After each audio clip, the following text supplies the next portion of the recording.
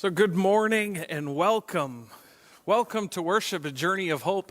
I am Pastor Jarrod, and it is so good to have so few of you here in the building, but many more of you watching online. So it is great to be with you in worship as we begin this wonderful day.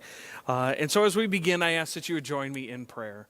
Gracious and loving God, we thank you for this day, for the day that we can come and give glory to your name, and to praise you for your messages for us, for your love for us. God, we just offer our praise and our thanksgiving. God, make your spirit to dwell among us. And God, may we notice your presence in this space, in all of those spaces around this community where we are. God, we ask all of this in Jesus' name. Amen. I'd ask that you would join me in our call to worship this morning, which should be on your screen. So our call to worship this morning is: a new world awaits through an open door. Welcome into the house of God. Discover renewal and new life. Find hope and blessing. Taste joy and forgiveness. A new world awaits. Sing praise to God who beckons us to dwell in the new community of the redeemed. Our opening hymn is another one of those favorites. It's number 64 in your books. Holy, holy, holy.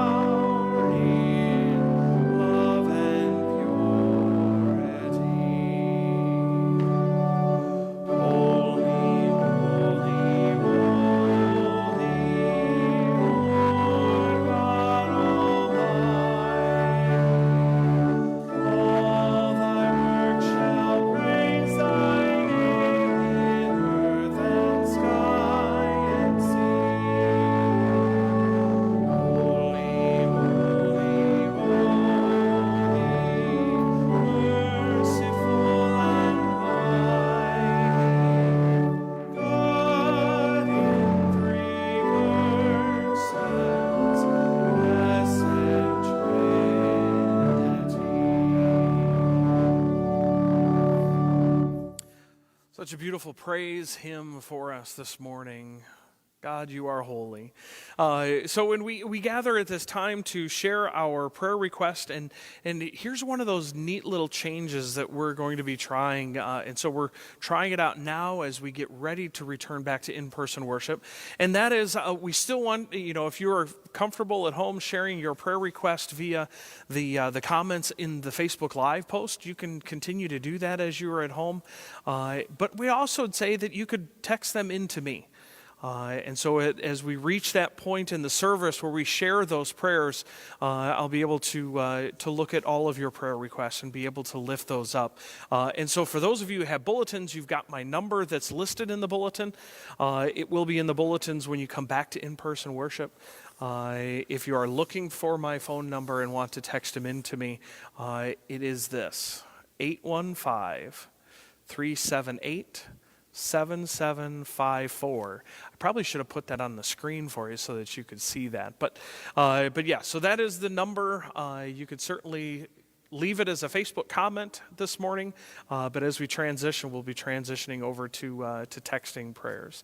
And so I encourage you to do that at this point, and we can share those prayer requests as we enjoy a special piece of music by Chris Cherry. This is a beautiful song for us today. Be Thou My Vision.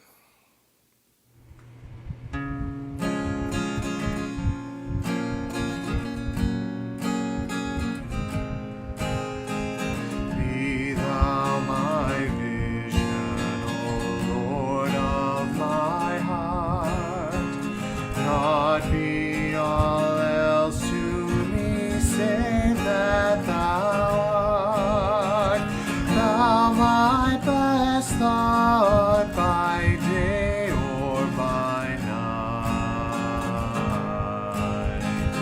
waking or sleeping, thy presence my light.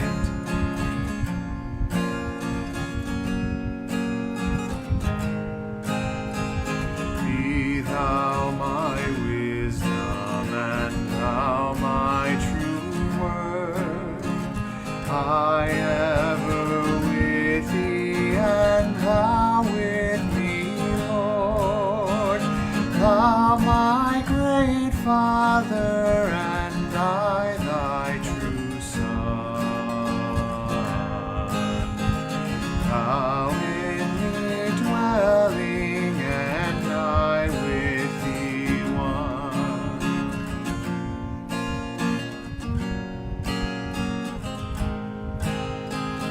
Riches I heed not, nor man's empty praise. Thou mine inheritance now and always. Thou and thou only, first in my heart. High King of heaven, my treasure thou art.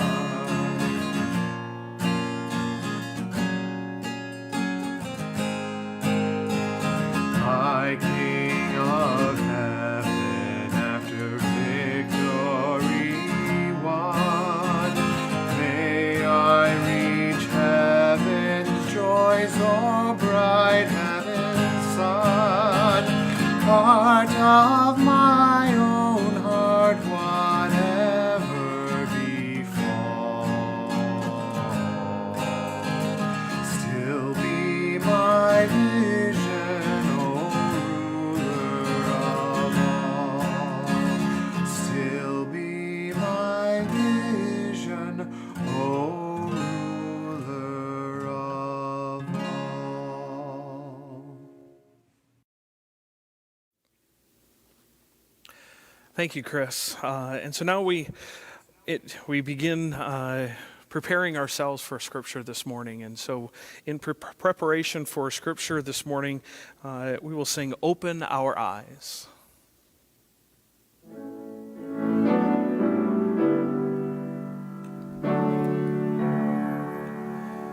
Open our eyes, Lord. We want to see Jesus.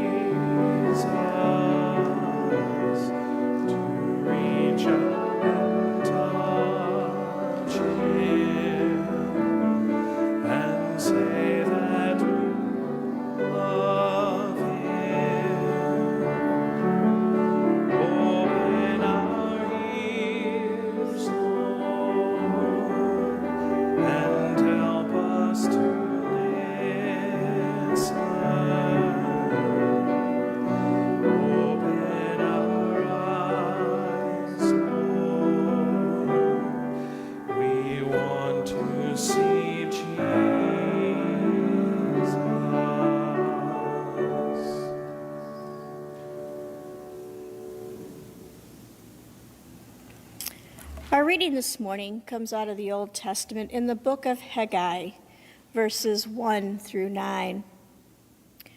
In the 2nd year of Darius the king, in the 7th month, on the 21st day of the month, the word of the Lord came by Haggai the prophet.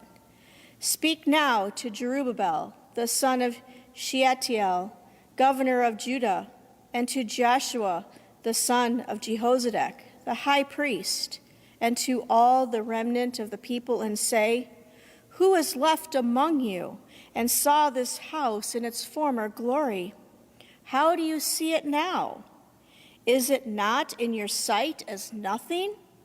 Yet now take courage, O Zerubbabel, says the Lord. Take courage, O Joshua, son of Jehozadak, the high priest. Take courage, all you people of the land, says the Lord. Work, for I am with you, says the Lord of hosts, according to the promise that I made you when you came out of Egypt. My spirit abides among you, fear not. For thus says the Lord of hosts, once again in a little while I will shake the heaven and the earth and the sea and the dry land, and I will shake all nations, so that the treasures of all nations shall come in. And I will fill this house with splendor, says the Lord of hosts. The silver is mine, and the gold is mine, says the Lord of hosts. The latter splendor of this house shall be greater than the former, says the Lord of hosts. And in this place I will give prosperity, says the Lord of hosts. May God bless both the reading and the hearing of the word. Thank you, Lord, for your life-giving word. Thank you, Kimberly.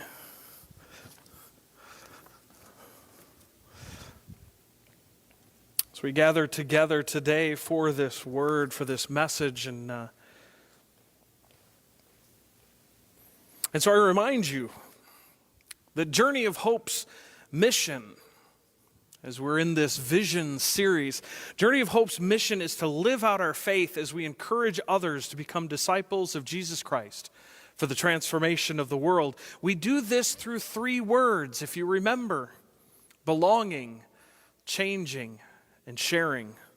This is the basis of our vision statement. These 3 words envelops our whole purpose for being here: belonging, changing, and sharing. Here is that vision. Journey of Hope is a welcoming community that fosters belonging and acceptance. Through ministries, we enable individuals to transform their lives as they learn to follow Jesus Christ. We follow the guidance of the Spirit in sharing our faith through missional adventures, building relationships, and offering our witness to the community and to the world. You see, we've already talked about the first part of this vision, a sense of belonging and what that means for us, as well as guests and friends. The belonging shouldn't just be for those who call themselves members.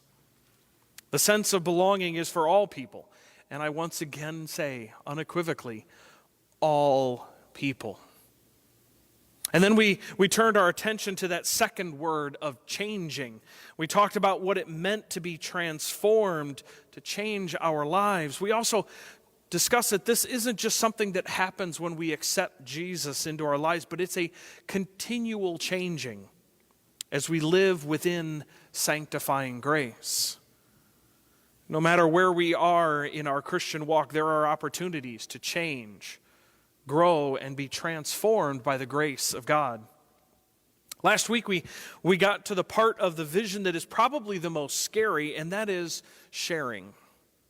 It's sharing something that is incredibly personal to you, your faith in Jesus Christ. And if you remember only one thing that I said last week, only one thing, please let it be this: that your faith is personal, but it should never be private. You repeat that. Your faith is personal, but it should never be private. And so as we begin to look at our passage today, I ask that you would pray with me. Gracious and loving God, I I just ask that your Spirit would dwell among us, that you would speak at this time, that the words that I speak would no longer be my own, but that they would be your words for your people. God, allow us to hear your voice this morning. In Jesus' name, amen.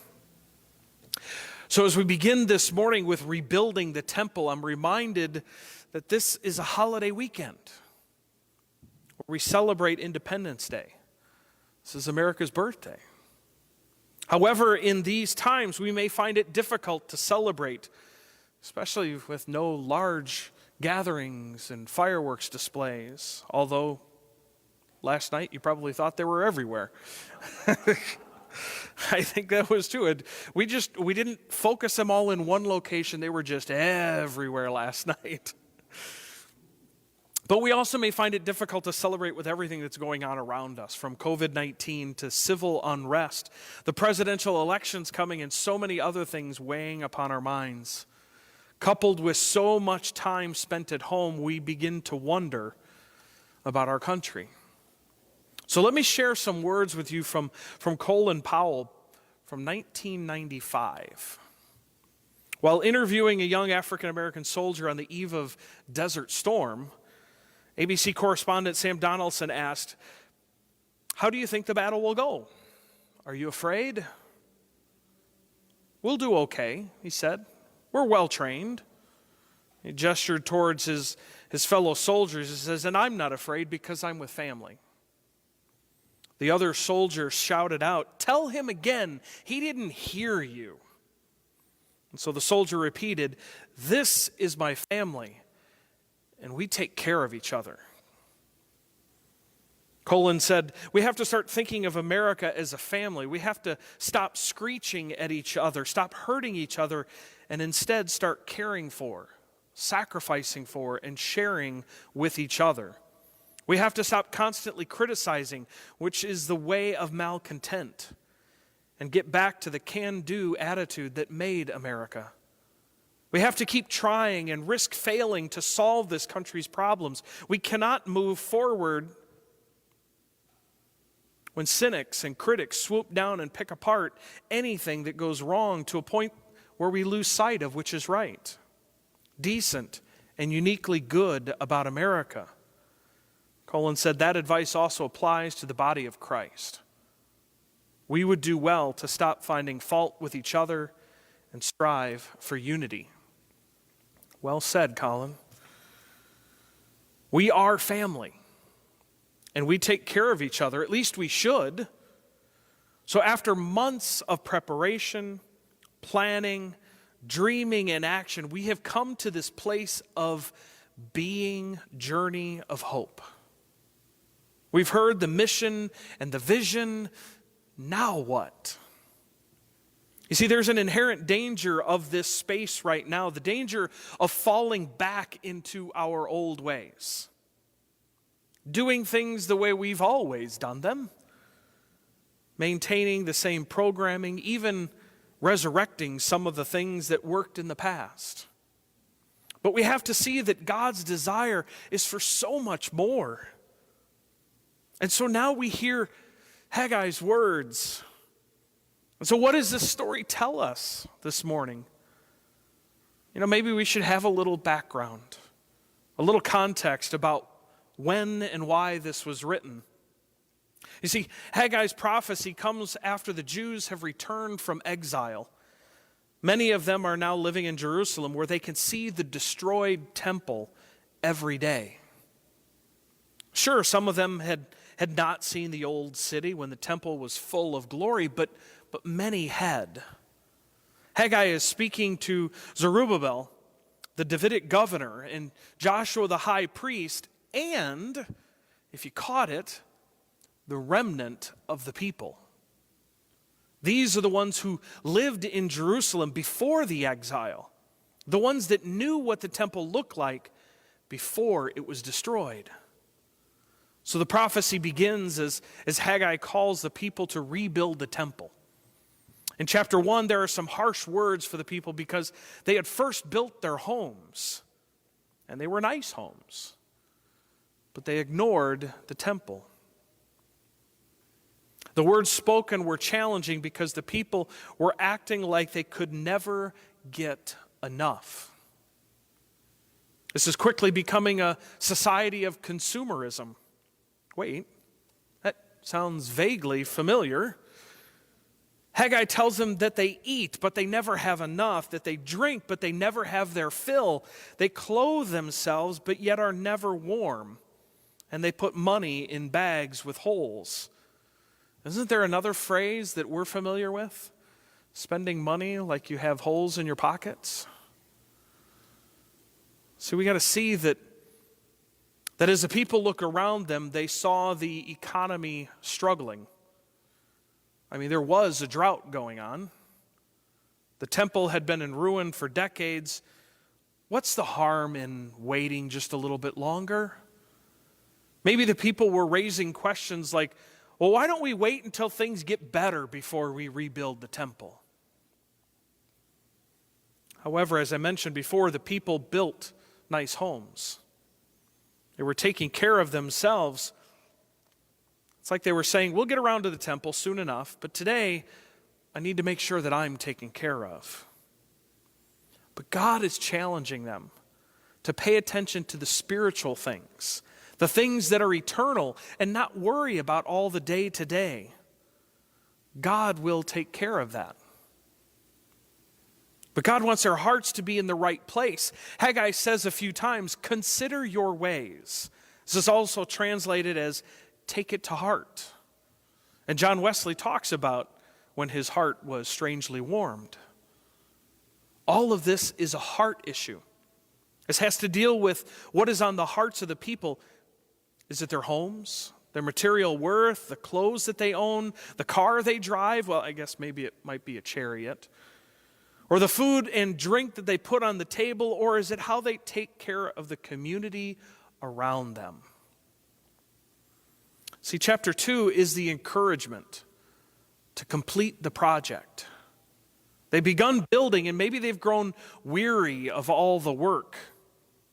So Haggai encourages them with words about being strong, that God is with them, and reminding them of the promise of God to always provide.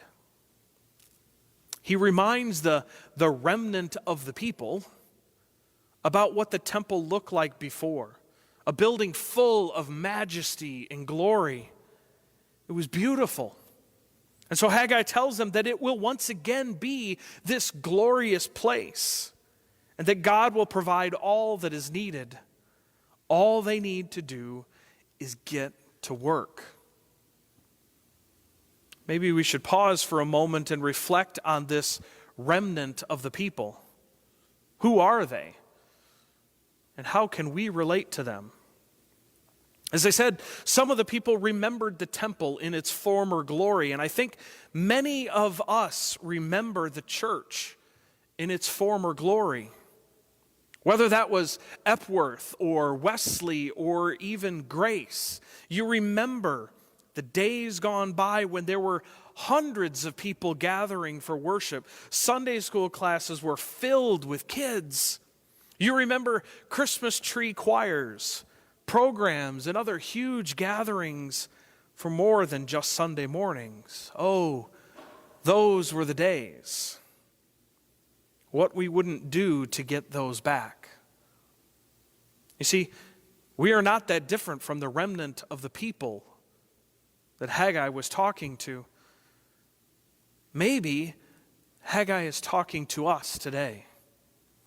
Think about it. What are the comparisons in our story to Haggai's? The temple was destroyed. Now, our building is certainly not destroyed physically, but think about the past few years. All of the discussions about the future of the church, whether we could still worship in our buildings, how could we ever ignite a new fire in the soul of the churches here? And then conversations about the possibility of closing. And what would that look like? 2 words. But God. But God had a plan. And like all the times before, God's plan was far greater than we could ever have imagined or dreamed. We saw the possibility of moving from a place of stagnation and possible death to a revived sense of belonging, changing, and sharing.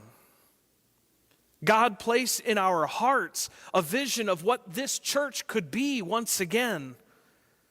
This is what Haggai is proclaiming to the remnant of the people. And now this is what God is proclaiming to you. Let me read the passage again to you, and maybe a little different translation. So here's Haggai's words again. Who among you is left who saw this house in its former glory? Does it look to you? How does it look to you now? Does it appear as nothing to you? So now be strong, all you leaders of ad council, says the Lord. Be strong, Pastor Jarrod, and be strong, all you members of Journey of Hope, says the Lord. Work, for I am with you, says the Lord of heavenly forces. As with our agreement when you began so many years ago, my Spirit stands in your midst. Don't fear. This is what the Lord says. In just a little while, I will make the heavens, the earth, the sea, and the dry land quake. I will make all the nations quake. The wealth of all the nations will come. I will fill this house with glory. The silver and gold belong to me. This house will be more glorious than its predecessor. I will provide prosperity in this place, says the Lord of heavenly forces. Do you hear it this morning? Do you hear God's command to rebuild the temple, to rebuild this church? God is with us. God will provide. Do not fear. Now, I'm not sure about asking for an amen on a live stream and whether or not that worked, but can I get an amen? Now, I can't tell you all of this without challenging you in some way, of giving you that next step. So let's give it a shot.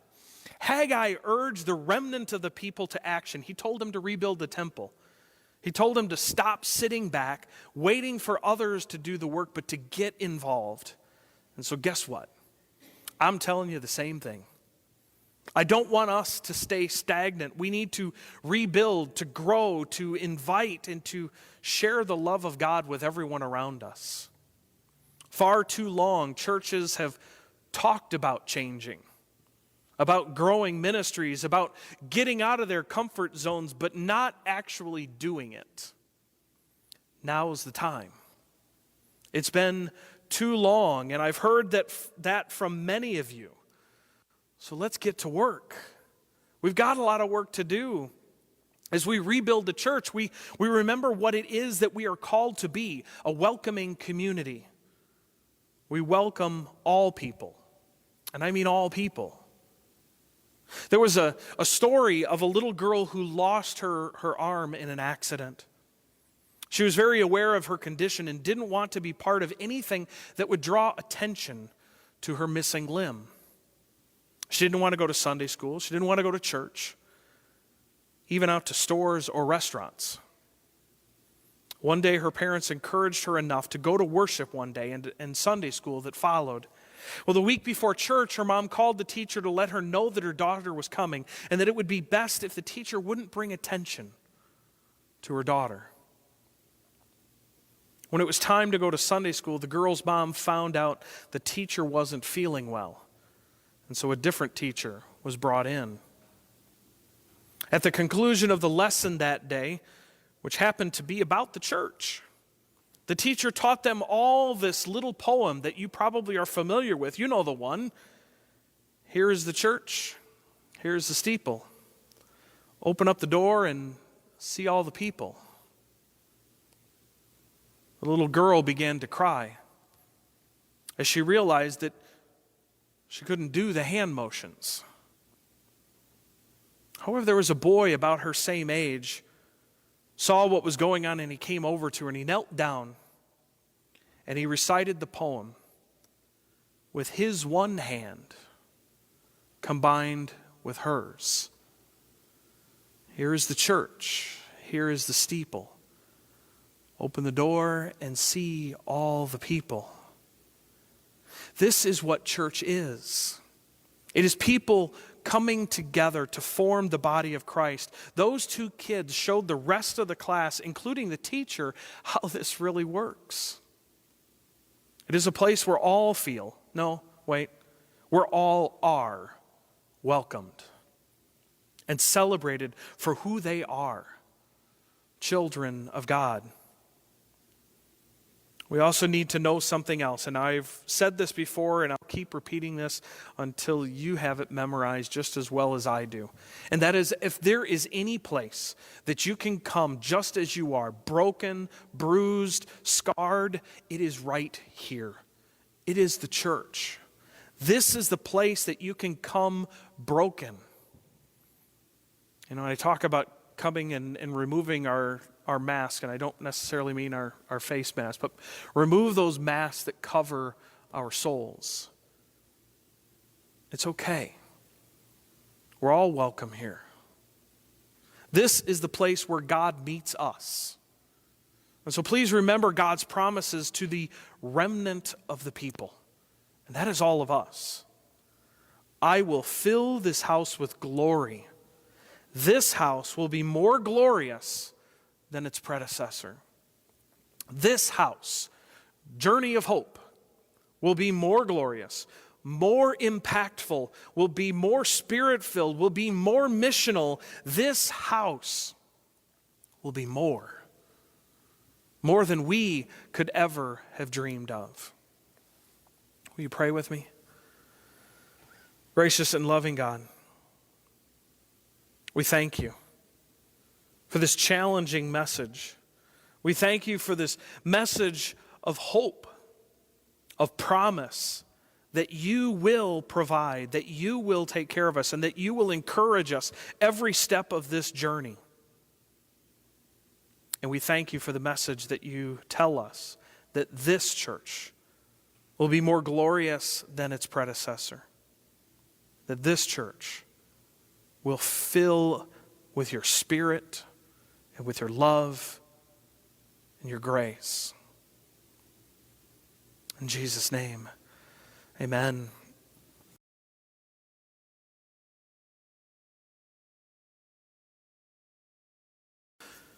Will you pray with me this morning? God, we've come and we have been fed. We've been fed by your Spirit through this table, through this feast.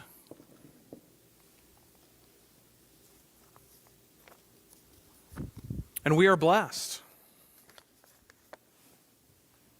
We're blessed to know that you still call us today.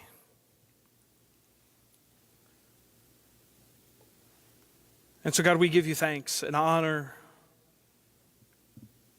and glory. But God, we also know that there are concerns that weigh on our hearts.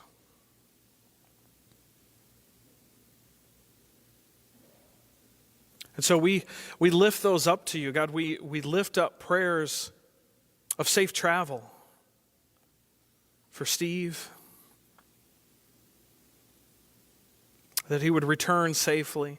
We continue to lift up prayers for Lynn and her family.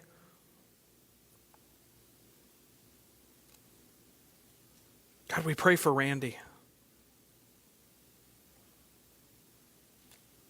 We pray for healing. God, we pray prayers of celebration as test results have come back good for Carol Malone. But we also continue to keep her in prayers as she continues to recover. God, that answers would come and that healing would come to her body. God, I also ask that you would speak peace to her mind. God, I pray for Mary and Jim as they are traveling. As they return safely home to us. God, I pray for Jay and Ann. As preparations are being made for a move, God, that care would come, that they would truly be watched over, and that they would feel a sense of security and a sense of peace with that move. God, I pray for this 11-year-old nephew of Terry's, with his health issues, that God, you would provide that healing for him.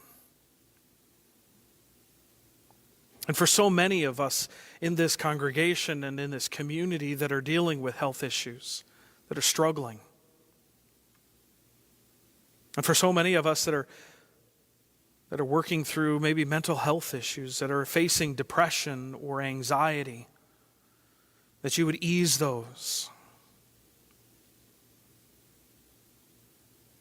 For so many who are facing this virus, are facing the fear of the virus,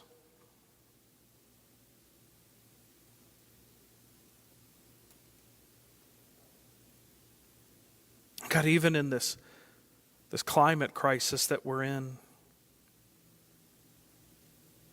and not only the climate crisis, but God, even the civil unrest, that you would bring peace to our streets, peace to our country,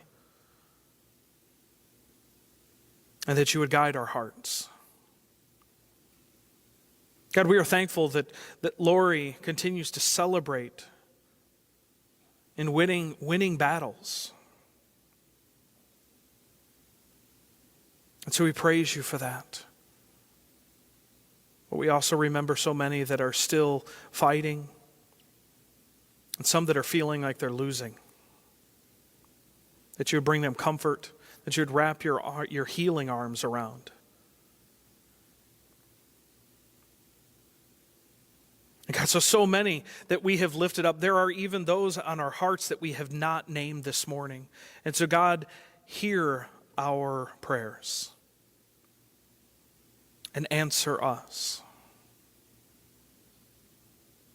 God, we thank you for hearing us. We thank you for answering. And God, we thank you most of all for the gift of your Son, Jesus Christ, who came to teach us so many things, including how to pray when we didn't know how to, by saying, Our Father, who art in heaven, hallowed be thy name. Thy kingdom come, thy will be done, on earth as it is in heaven. Give us this day our daily bread, and forgive us our trespasses, as we forgive those who trespass against us.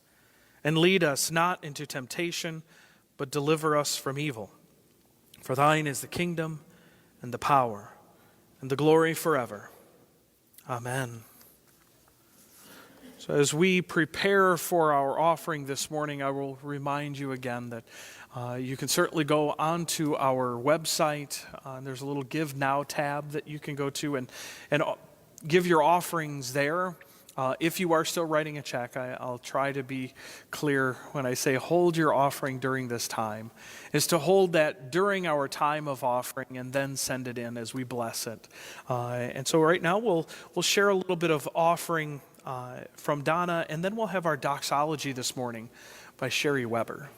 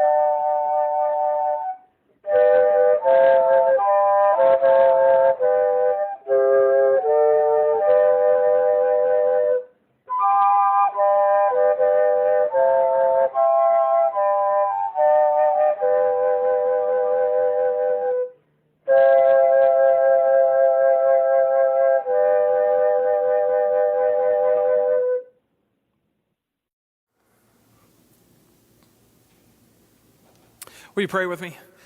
Gracious and loving God, we thank you for all the gifts that you have given to us. And so we offer them back to you now as our tithes and our offerings. God, bless the gift, bless the giver. Put us all to service in your kingdom like you have called us to. All this we ask in Jesus' name. Amen. Our closing hymn is number 545. As I keep doing that, and we'll just keep doing that. It'll be fine. It's because I know that you have all your hymnals at home. But verses 1, 2, 4, and 5. The church is one foundation.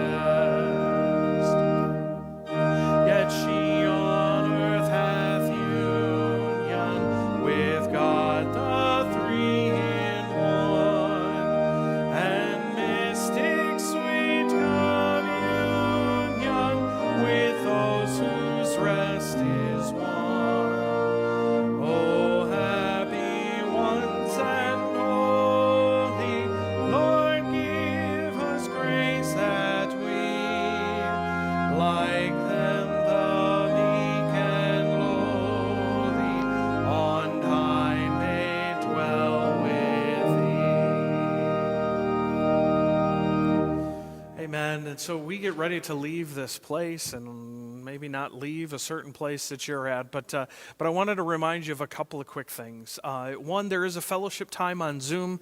If you don't see the link anywhere, it should be either in the weekly e-news, or you can go to our website, and under the events, it'll have the calendar, and you can click on fellowship time. And that will give you the link to get into the Zoom meeting. I will not be joining you, and there's a reason for that, because if I join here and then close my computer, I actually lock everybody out of it. And so that's why I don't join you in the fellowship time. I don't want to cut you off on that. But if you want to share, I know that there's a number of people that join into that fellowship time. And so you can just go to our calendar and find the link and click on it, and it'll take you right into it. Next thing I want to make sure that you remember is next week we're still live streaming, and so we will still be live streaming from the sanctuary, but next week we begin our Summer at the Movies series, and so I encourage you to watch the first movie that we're going to be looking at. The first movie is called The Last Word. And Shirley MacLaine is actually the starring actress in that show. So it's called The Last Word. I will try to put a link out so that you can see what movie that is. If you haven't seen it yet, I encourage you to do so. We'll kind of fill you in. If you come next week and hadn't seen the movie, you'll still get it. I'll still talk about the overall theme of the movie, but encourage you to do that for next week. But until that time, I want to send you forth and just go forth knowing that the love of God, the grace of our Lord and Savior Jesus Christ, and the fellowship of the Holy Spirit goes with you. And it goes with you wherever you are, and it goes with you always. Amen.